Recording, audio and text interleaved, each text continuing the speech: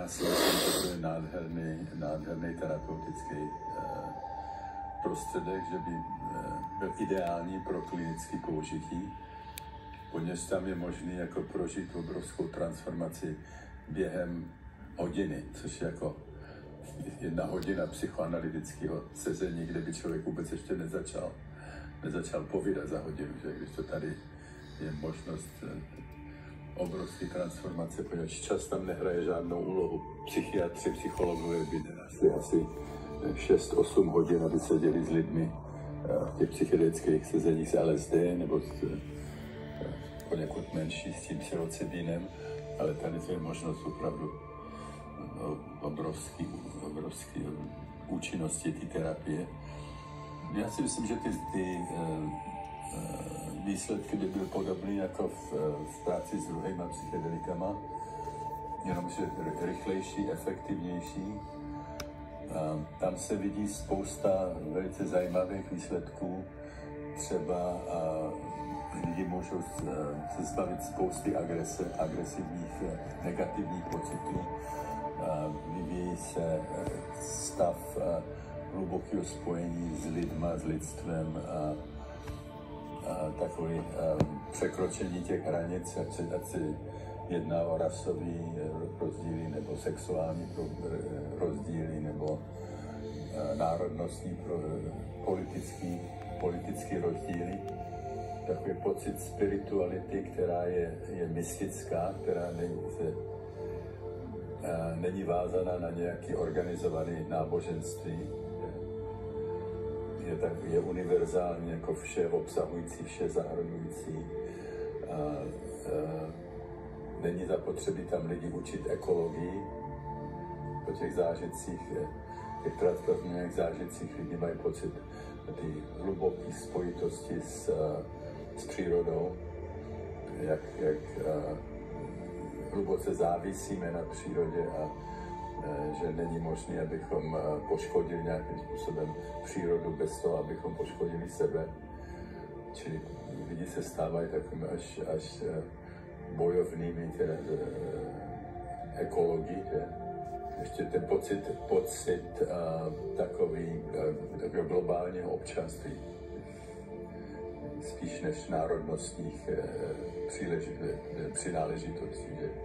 Spousta změn, které by nám dali daleko lepší šanci přežít, jako přežití života na Zemi. Že? Jsme teď na takovým sebevražedným a vražedným přístupu teď. خداوند گر ز حکمت ببندد دری ز رحمت گشاید در دیگری منتظری. Který máme v současné době.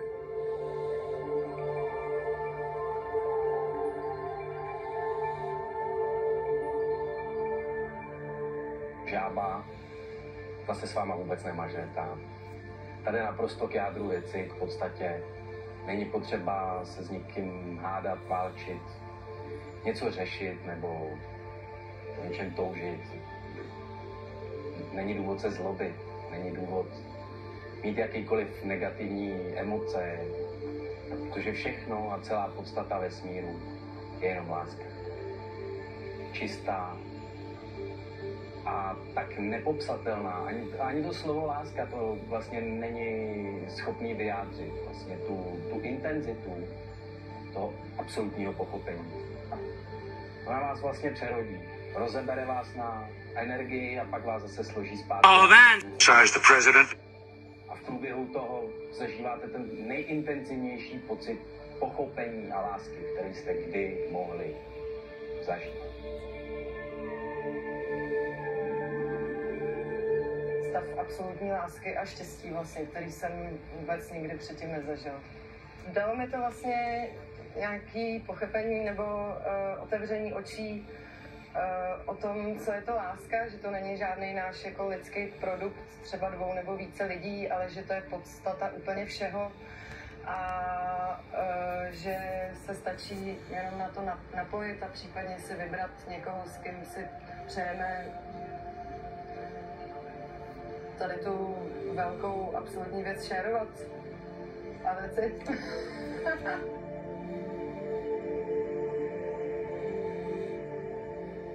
podstatný je, jak člověk dokáže ty zážitky, které vlastně nejsou ani plně sdělitelné, jak je dokáže uplatnit v tom běžném životě.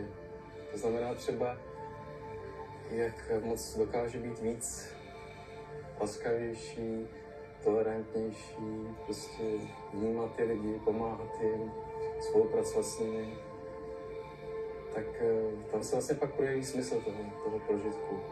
Ty prožitky jsou krásná věc.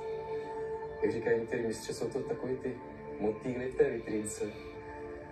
Ale podstatně opravdu to, jak moc se nás to změní. Život je absolutně krásný, neuvěřitelný dar, kterého by si měl člověk vážit. صبحانه نخوردی؟ دیگه تون بازش کندی. رفقا عشق کنید ببینم که با این کالاهای ما الله اکبر از این همه جلال، الله اکبر از این همه شکوه، کاری رو براتون موجود کردم که من بهش لقب اولیا حضرت میدم. هادی چطور این بار؟ حتما تا انتهای کلیپ همراه ما باشید و کار رو ملاحظه کنید.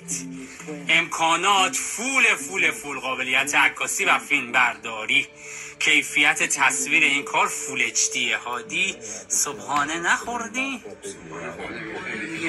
تون بازش کندی. رفقا سلطان خاقان رونالدوی واقعی ایشونه تو هتل اسپیناس، دنبالش نگردید. سلطان ابن سلطان، خاقان ابن خاقان، تلسکوپ های بازار که اجرام آسمانی رو به وضوح میتونید باش رصد کنید برای طبیعتگردی شکار. عالیه. دید در شب و روز لنز بک فوردور قطر عدسی رو نگاه کنید. یه هولدر اصلی باش ارسال میشه که بتونید انواع گوشی رو بهش متصل کنید و یه سپایه فولادی سایز بزرگ. بنگر تو کامنت هم بنویس طرفدار نیکی یا طرفدار رونالدو.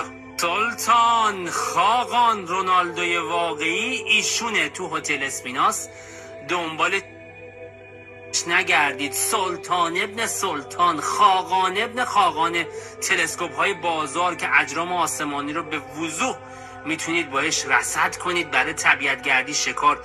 عالیه. دید در شب و روز لنز بک فوردور قطر عدسی رو نگاه کنید.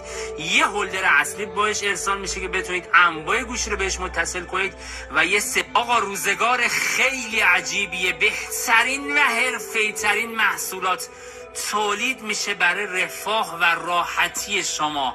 از تعدادی که امروز آمد تمامش به صورت کلی رفت. 2 تاشو برای فروش میذارم تو پیج برای که دوستان با جدیدترین تولیدات دنیا آشنا بشن و بتونن این رو تهیه کنن. ببینید چقدر این کار تاکتیکاله.